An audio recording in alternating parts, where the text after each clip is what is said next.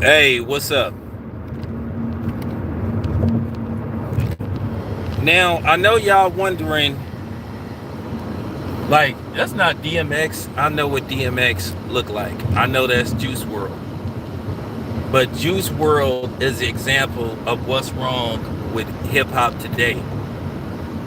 And like I said, I'm not trying to come across as, the bitter old man because I'm not no bitter old man, but I'm just telling the truth. You really look at this diluted, manufactured, subpar rap. And you have to look at who's played a role in destroying our music. And you already know who that is. You know, the snow creatures. And that's just real talk. Back in the day when I was growing up as a kid, in Oakland, California, like I said, hip hop had a lot of variety. And I talked about this earlier about how they don't dance no more in hip hop, how they made it seem like certain things was wasn't cool. Like since dancing wasn't cool. And it's a known fact that women love dudes that can dance. We all know if you can dance good, you got the numbers, you got the girls. And I'm looking at what hip hop has become. Since when is being a junkie cool? Where you have these dudes talking about popping E-pills, talking about mollies, talking about snorting coke. I mean, all that stuff. When did that become cool? When did that become fashionable? And I just don't blame the artists as a whole. I blame the radio stations. You also have to hold them accountable. And the record labels. Because they were pushing this stuff. They were promoting this poison.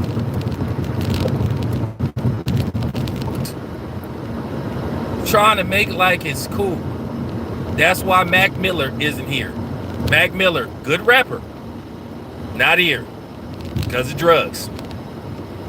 Not to mention the other stuff with the syrup sipping and just a variety of different things. And it's just like you look at what did happen to our music, like you can't be serious. And they slowly but surely started to bring this type of music in. When you started, as they started to fade out the Tribe Called Quest and, those type of rap groups. Then you start seeing all these other rappers, or so-called talentless rappers come out that really couldn't flow, really couldn't rap, no lyrical content. I mean, you seen them like even turn away from guys like Ice Cube, because when Ice Cube started making more self-conscious rap, they kind of turned away from him. But if you look on all the music that they play, the more you talk about killing other black people, and if you a woman, the more you talk about having sex with multiple women, the more radio play you get. And this is why I don't like Cardi B. And this is why black women need to distance themselves from Cardi B, because she is not a representative of black women. You should already know as a black person, when white people try to give you your black idols to look up to or your role model, you should already say, You should be like, And that kind of take nerve. But then again, that's audacity for you. When they tell you what rappers you should look to as role models, or black people as a whole. One thing that used to piss me off when white people would have the audacity to tell me, oh, black people shouldn't support Malcolm X. You should be more supportive of a guy like Martin Luther King, who didn't tell people to use violence. Really? But the funny thing is, they don't like to talk about that Martin Luther King re-strategized and looked at his approach, and he was like, I think I'm leading black people into abyss, a burning abyss. See, they don't want to play that part, because you know what they do is they try to use snippets from the Bible and try to say, you know, the typical don't attack your master, but let him attack you. Oh, you have to turn the other cheek. Oh, you have to be the bigger person. Like I said, it's funny how they tried it, you know, with the guy that ran his car into the police at the state capitol, how they tried to link that to the Nation of Islam and stuff. But then most of these mass shootings, if you do background checks on these shooters, most of them are of Christian belief. But see, they don't like to talk about that, but they don't blame that on Jesus. They don't blame that on the church. But they strictly tried to put that on Louis Farrakhan.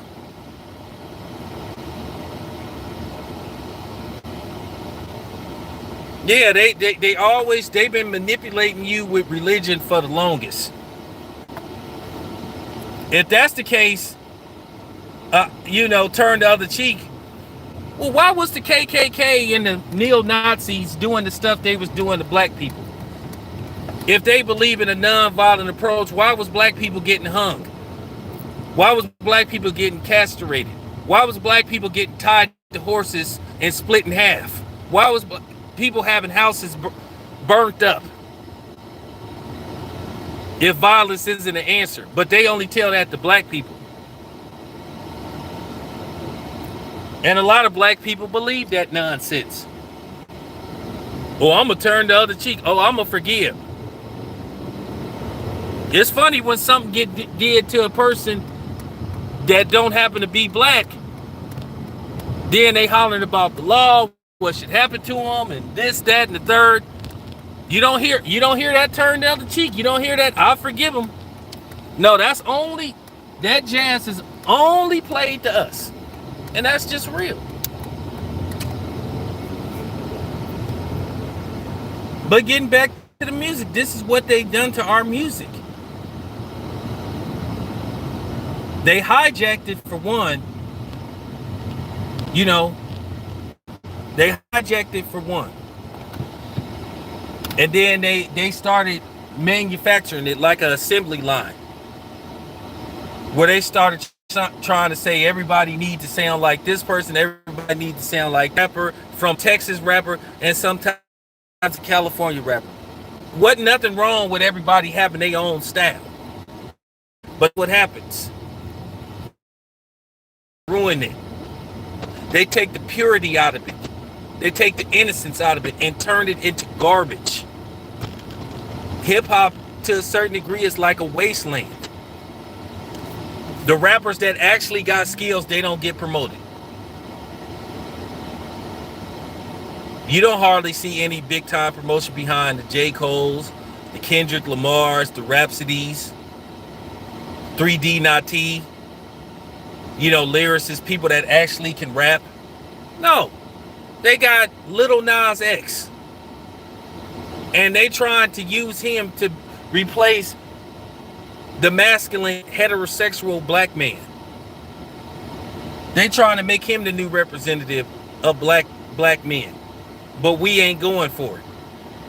That Nike thing, whether y'all believe it or not, that was a victory to a certain degree.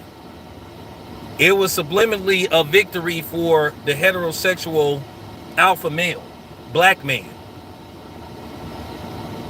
Now, you know, I can't use certain language towards Lil Nas X because I don't want to, but you know what I want to call him.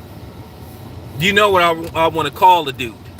And y'all can't say it in the comment section either. So, but y'all know what I want to refer to him as, but I can't do it. Not that I'm scared of the alphabet mafia. I'm not. But you know, they like to harass you if you say certain things. But I'm looking at what has happened. to a music that I love, a music that I adore, that I grew up to, that was my love.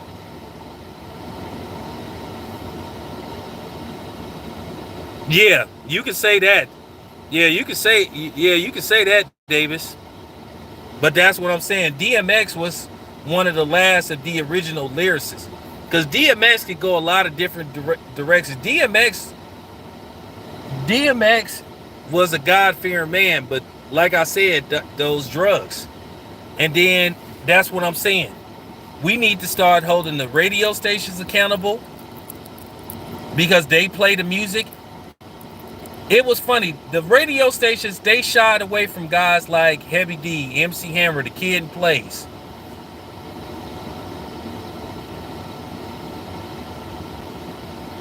They shied away from they shied away from it. But like I said, the more I can kill niggas and I can, beat up bitches and all that type of shit, and as far as the women go, the the more dicks I suck and all that type of shit, that's what they started to push. That's why you have the Megan Thee Stallions and the Cardi B's. And it's funny, Megan Thee Stallion was sitting up there talking about protect black women, I guess against, Tory Lanez, but she sure ain't said nothing about all these black women that's been getting beat up by these football players or these rappers. She ain't said nothing about, she ain't said nothing about Chad Willer. She wasn't hollering about protect black women then. She ain't hollering about Chet Hanks. She ain't hollering that protect black women shit now. Because she part of the black man bashing gang. And like I said before, I believe to a certain degree, I believe that she lying about Tory Lanez shooting her. Has nothing to do with her being a woman or me being anti-black woman, because everybody know I ride for the sisters, but not Megan Thee Stallion, not Cardi B, who ain't really black. Cardi B said herself she wasn't black. But this is what they did. This is why you need to question yourself. This is why you need to question the double standard. This is why I keep telling you, you cannot trust Kamala Harris, aka Cam Cam. Cam Cam said that her favorite rapper is Cardi B. Now keep in mind, Cardi B is on tape saying that she used to drug dudes and rob them and have threesomes with them and have trannies do God knows what to them. That's rape. Okay? So that's who Cam Cam's favorite rapper is. And keep in mind, Cam Cam was known in California for locking up niggas at a alarming pace. Ignored hundreds of complaints of police brutality from the San Francisco Police Department. Refused to do anything. Refused to do a damn thing. But she said Cardi B is her favorite rapper?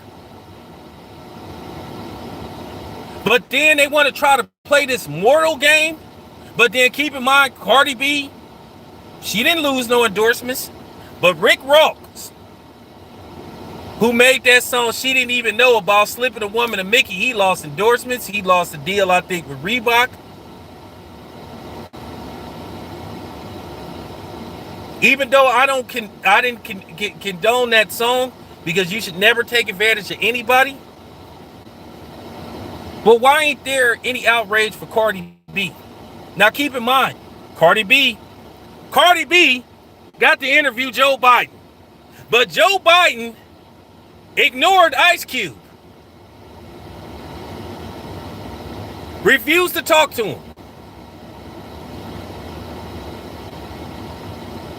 Refused to talk to him.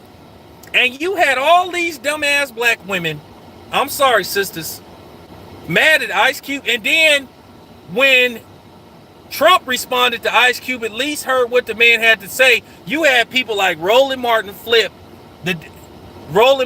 the rest of the Dim and Dummies make it look like that Ice Cube was a Republican. They was lying on the dude. Ice Cube said flat out, I'm not a Republican or a Democrat. I don't trust neither party. But when they reached out to Ice Cube first, Then here comes Kamala Harris. Oh, I would like to talk to Ice Cube. And Ice Cube was like, nah, I'm good. Oh, let's wait. I'll talk to him after the election. Ice Cube still ain't heard from Joe Biden. But you had people go after Ice Cube. Who was and then people wonder why some of these musicians and actors and stars don't speak up. Hey, appreciate that, Lasheed. Thank you, my queen. Hey, do me a favor, y'all. This is my sister Lasheed for you. She is out of the shy. Please subscribe to her channel. She has so much knowledge of music and life in general. She out of the shy. That's my sister. I'm going to get her on here one day. We going to do a live stream. That's my sister. So y'all, please subscribe to my sister Lasheed for you. Please subscribe to her channel. Do not miss out. Please subscribe to my sister Lasheed for you. This is my queen. If y'all disrespect her, y'all going to answer to me.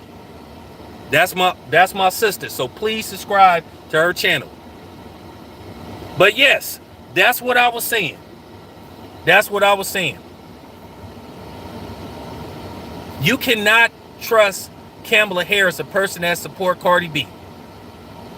She said that she was robbing, drugging, and sexually assaulting men. But you already know that there's really no outcry when it's a man that's sexually assaulted, whether it's by a woman or whether it's by a man. Because it's not and it's happening more than what people think is happening. It happens a lot.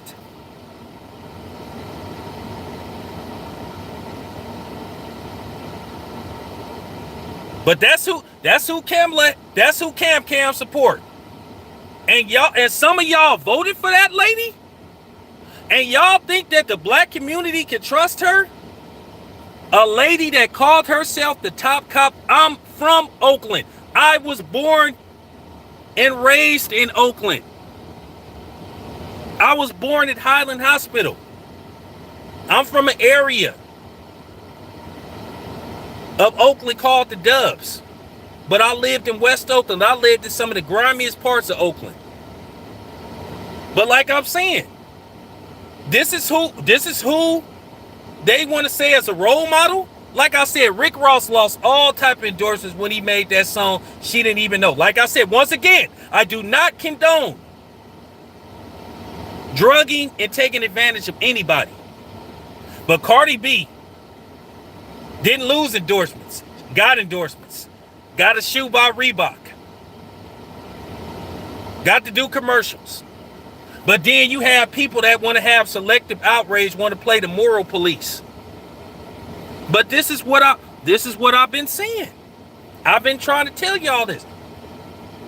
And like I said, rest in peace to Juice WRLD, but this is what we have now. We have a whole bunch of junkie rappers.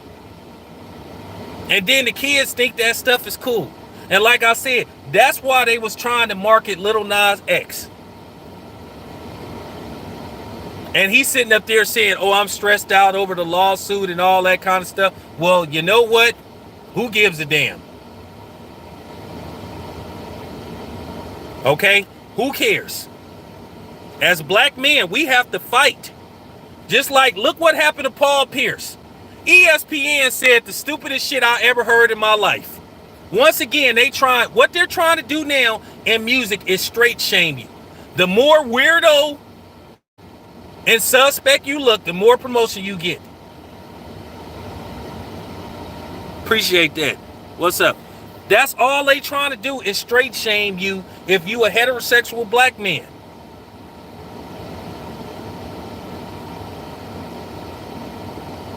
Like I said, that Nike thing, putting their foot down and with them satanic shoes.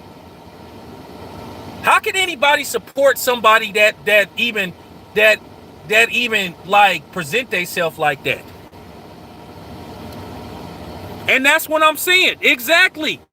All this stuff about purple drink and mollies and popping pills. Like, this is a reason why. Let me tell you something. This is real talk.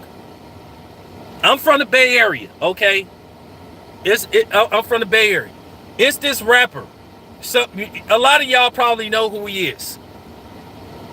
His name is Messy Marv. Besides, and I'm gonna just tell you why I was never a fan of Messy Marv. Because Messy Marv made several songs about how he liked to snort coke. Then he was talking about he from San Francisco and he a blood. And I'm gonna tell you something. This is just real talk. In the Bay Area, where I'm from Oakland to Richmond to to East Palo Alto, we really don't do the red and blue thing. Do Blood and Crips come here? Yeah, absolutely. But is there like, if you come to the Bay Area, is you gonna see niggas with red rags and blue rags? No. But you had Messy Marv all of a sudden come out of nowhere hollering about your blood. And we was like, well, what blood set put you on? And everybody, and I never like fuck with Messy Marv after that. Good rapper though. And then he made all these songs. He made all these songs talking about snort coke. He made a song called Play With My Nose, where he basically was proud that he snort cocaine. So this is what, like I said, so that was like 2 strikes. So I was kind of like, I'm kind of cool on Messy Marv. And then people say, well, he a good rapper, but I just don't listen to him, and that's my right. I was like, what Blood and Crips sets they got in the Bay Area? Like, since when did they got Bloods and Crips in Oakland? Well, black gangs, black Bloods and Crips. Not really. We don't do that red and blue thing out here. And I'm just keeping it 100. You know what I'm saying? We do streets. We do crews. Now, they gang bang in this city called Stockton. That's like 40 minutes outside of Oakland. Yeah, they Crippin' Blood out there. They got a couple of like dudes that say they Bloods in Hayward. But most of the time, people just do their street stuff. Sacramento, yeah, they Crippin' Blood hard out there. That's where one of my favorite rappers from, Sibo.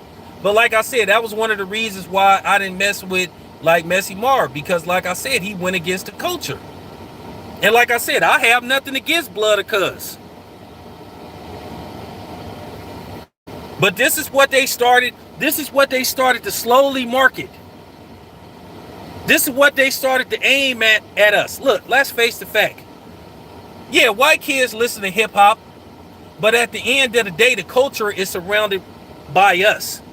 Like I said before, I'm from, I was born in 74. So I seen the inception of hip hop. So one thing about me, I saw the variety.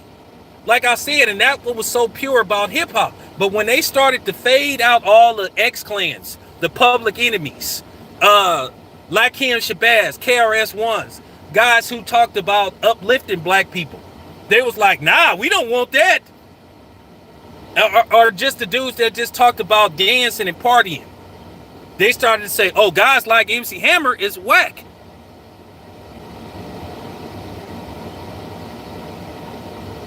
Yeah, guys like MC Hammer, oh, he whack. Everything had its place.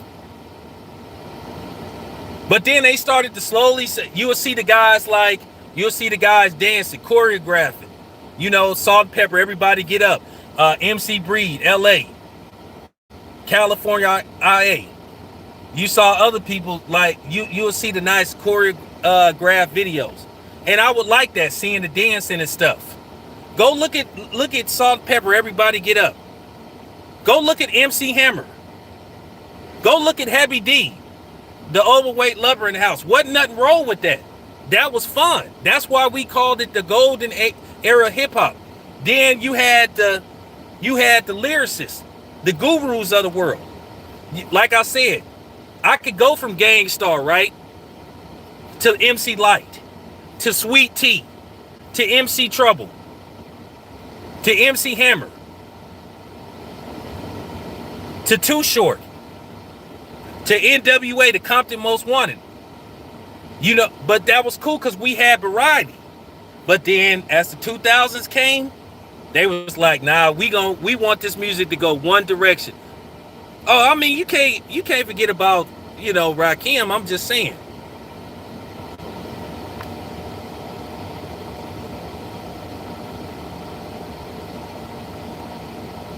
Yeah, that's true. That's true, Lashid. That's true. I just got through watching B Street a couple of weeks ago. That's why I did that video. Because the dancing made people start paying attention to the music. Lashid, what's the name of that guy that sing that song Jam On It? Do y'all remember Jam On It? What made the song Jam On It such a dope song? Or as we would say back in the day, fresh? It was that funky ass beat and then people breakdancing. Okay, Nucleus, thank you, sis. Yeah, Nucleus, Jam On It. Y'all need to check that out. For all y'all youngsters out there, if y'all want to really know how to be an elite MC, go back to the beginning. Go back to the Sugar Hill Gang. Then start watching rap as it elevates, evolves. Start off with the Sugar Hill Gang. Start off with Kool Moe Dee. By the way, Kool Moe Dee was in Beat Street. I forgot the group that that Kool Moe Dee was in. Go back to the Furious Five.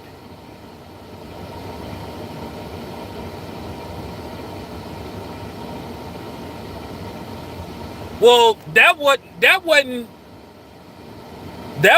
the record labels. Now keep in mind, when Leo Colin and all them dudes came along, they the ones that started taking that away. Dudes should have never been, they should have never allowed a white man in. That was the downfall of rap, when we started letting the Mayonnaise Nation into our music. Even though they owned the record labels, we should have put our foot down. They started hiring these white boys,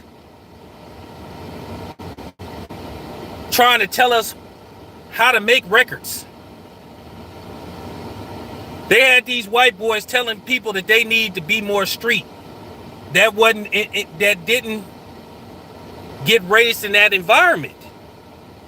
Oh yeah, of course, Jerry Heller. But that's what they did. And that's what they do in movies. When Keenan and Peele did that skit where they had a white director telling a black dude how to be gangster, and the dude said, wait a minute, man, I'm from Harlem. And he telling him, oh, I'm not buying it. That's exactly what they be doing. You actually have white people trying to tell you how to be black. And that's what happened. They came in. They started telling all these different rappers they need to be like this dude. They need to be like that dude. Oh, talk about killing. All that stuff is true. Oh, talk about killing black people. Or talk about gang stuff and killing people.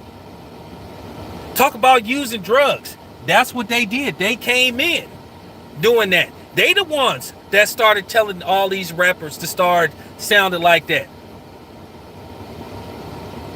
And then they run the radio stations.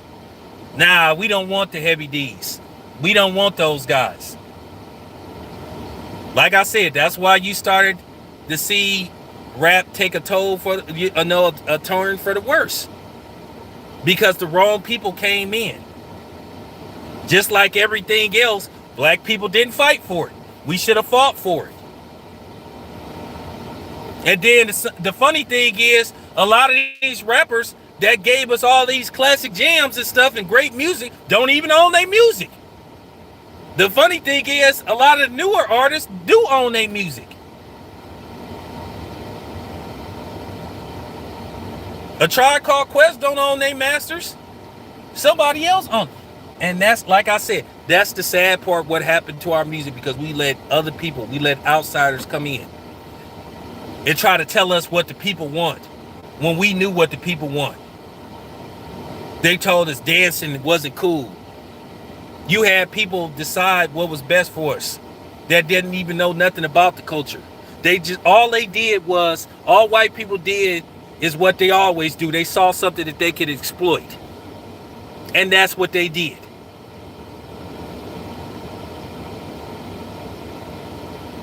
Like I say, now That's why you got the bullshit rap that you listen to now. I don't even call it rap. It's called crap. And DMX, what happened to DMX is just tragic. And then you have to talk about that. When did we start holding the people that look like us accountable? Like I said, I ain't gonna say I lived the straight and narrow, because like I said, I did stuff that I'm ashamed of. I sold, drugs to my own community, but I don't do it no more. I got out of it. You know what I'm saying? But at the same time, I didn't sell drugs to just people that look like me. But what I'm saying is, at the end of the day, eventually I got caught. I paid a price for it. You know what I'm saying? I cut a deal. Didn't snitch on cut a deal. Didn't snitch on nobody. Redeemed myself.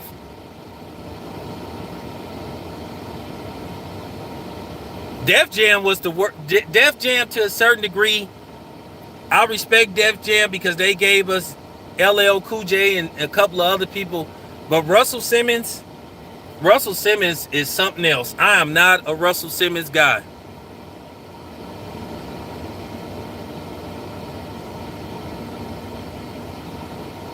I am not a Russell Simmons guy because let me tell you something. Now that's funny. Russell Simmons wanted to bring out a rap group called what was they called? The Flatliners, that talked about devil worshiping and shit. But he didn't like Public Enemy. Russell Simmons was kind of the Berry Gordy of hip hop. He really did not like guys that talked about uplifting the community and talked about, the woke movement. Russell Simmons did not like Public Enemy. At all. At all. The funny part about it was Rick Rubin believed in Public Enemy more than Russell Simmons did. Russell Simmons did not like Public Enemy. And he purposely sabotaged their first record, Yo Bum Rush the Show. Exactly.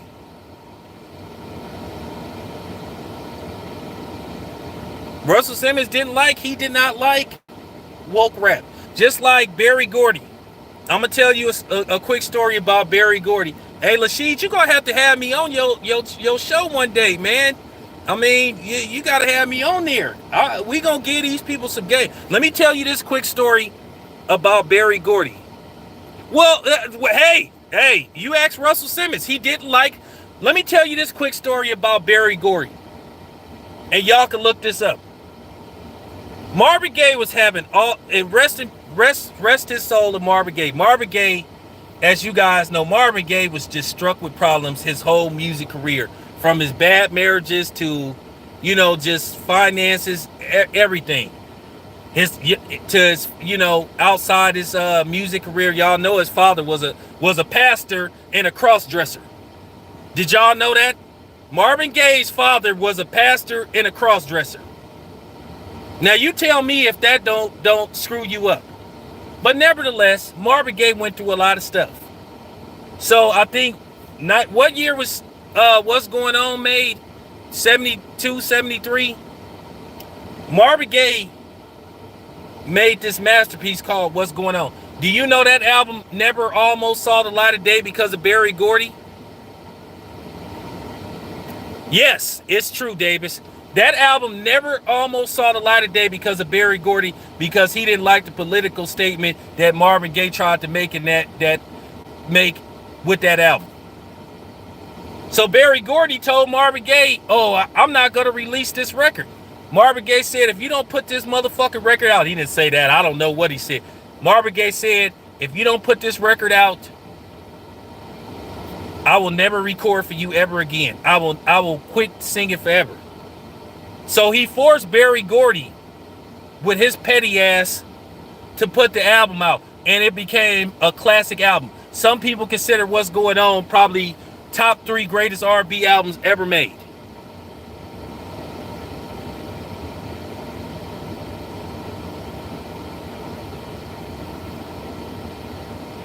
But that's how petty Berry Gordy was. And then he was petty when Michael Jackson and them left. When the Jacksons left Motown to record for Epic. They wanted a more adult sound. Now keep in mind, they was recording their first album. I think that's the album that had Let Me Show You. By the way, that's a very underrated song that Gamble and Huff did. One of the greatest producers in R&B history. They out of Philly. So Berry Gordy strikes again.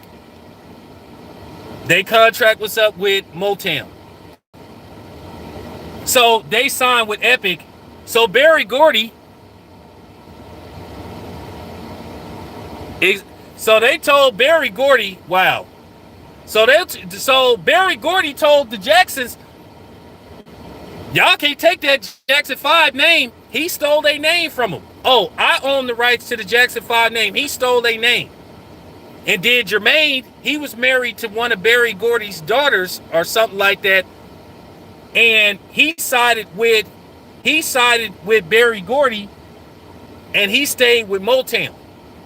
That's why Jermaine was ostracized. Jermaine didn't talk to his brothers for years. But that's how petty Berry Gordy is. Well, y'all leaving, but I'm keeping the Jackson 5. That's why they had to change their names to the Jacksons. So I know my musical history. That's what kind of dude Berry Gordy was. I didn't even know that he wanted the light-skinned girl to sing lead for the Mary J. Girls.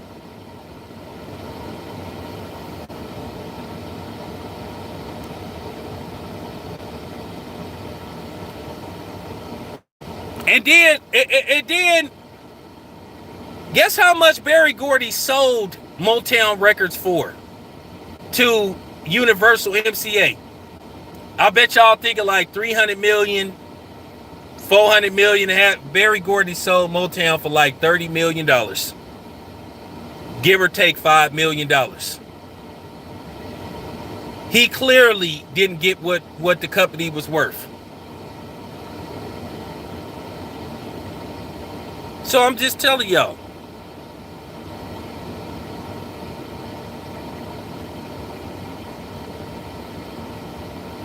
Oh, by the way,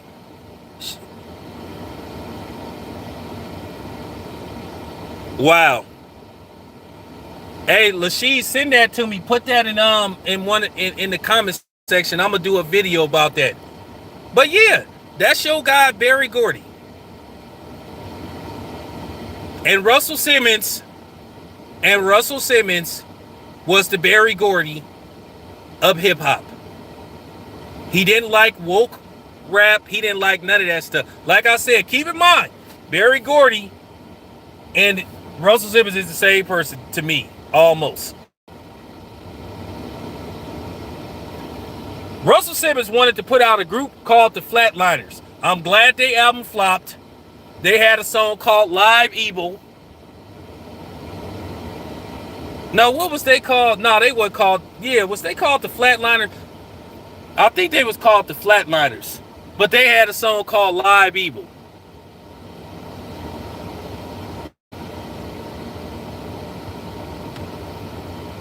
And I'm glad that shit flopped. And I'm glad that Nike put their foot down and put their foot on Lil Nas X and Mischief's neck. And by the way, they having a recall of those shoes. See, let me tell you what the settlement is before I end this video. Mischief is asking for a voluntary recall.